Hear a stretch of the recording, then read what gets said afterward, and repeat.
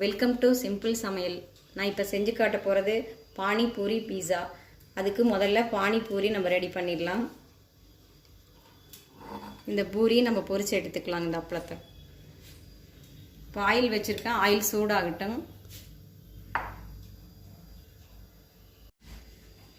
Oil சூடாயிடுச்சு, நம்ம பொரிச்சு எடுத்துடலாம்.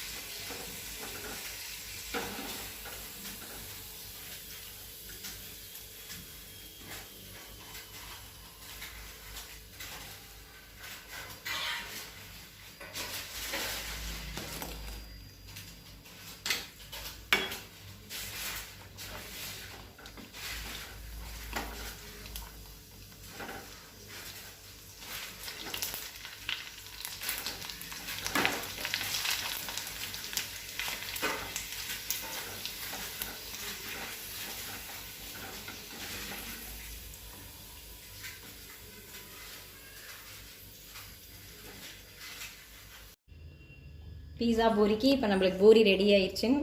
அது நம்ம உள்ளே ஸ்டஃப் பண்ணுறதுக்கு என்னென்ன தேவைன்னு சொல்கிறேங்க.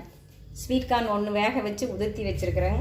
குடமிளகா 1 பொடியாக கட் பண்ணிக்கணும். தக்காளி 1 பொடியாக கட் பண்ணிக்கணும். வெங்காயம் 1 பொடியாக கட் பண்ணி எடுத்துக்கோங்க.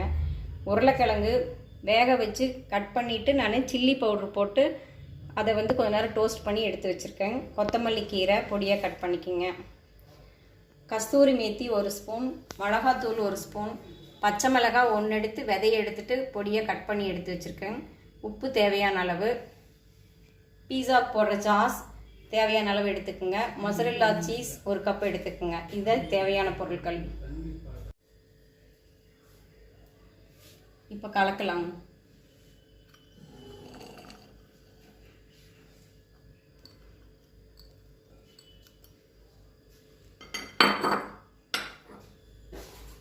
குடமிளகாய்,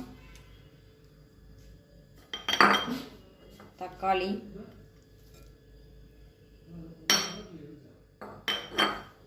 வெங்காயம், உருளைக்கிழங்கு, கொத்தமல்லி கீரை,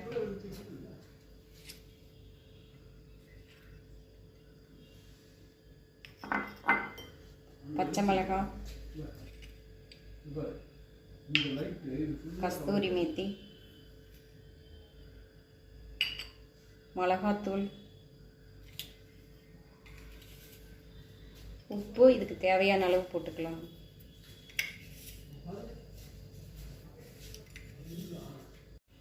இப்போ நம்ம மிக்ஸ் பண்ணியாச்சுங்க. வெஜிடபிள்லாம் போட்டு கொஞ்சம் லெமன் புழிஞ்சுக்கலாம்.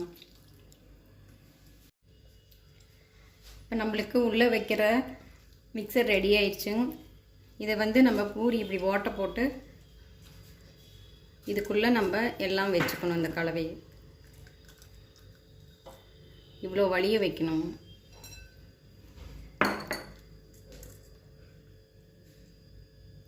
சாஸ் கொஞ்சம், இது மேலே நம்ம சீஸ் வைக்கணும். இப்படியே நம்ம எல்லா பூரியும் ரெடி பண்ணிடலாங்க.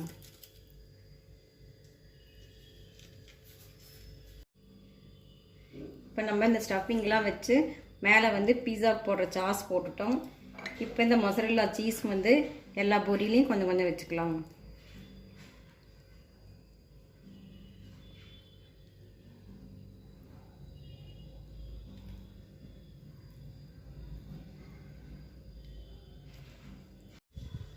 இப்போ நம்ம சீஸ் எல்லாம் வச்சு பூரி ரெடி பண்ணிட்டோம். இப்போ ஓவனில் 2 நிமிஷம் மட்டும் வச்சு எடுத்துக்கலாம்.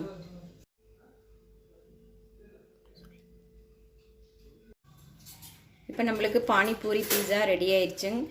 நீங்களே வீட்டில் செஞ்சு பாருங்கள். எப்படி இருக்குன்னு சொல்லுங்கள். தேங்க்யூ.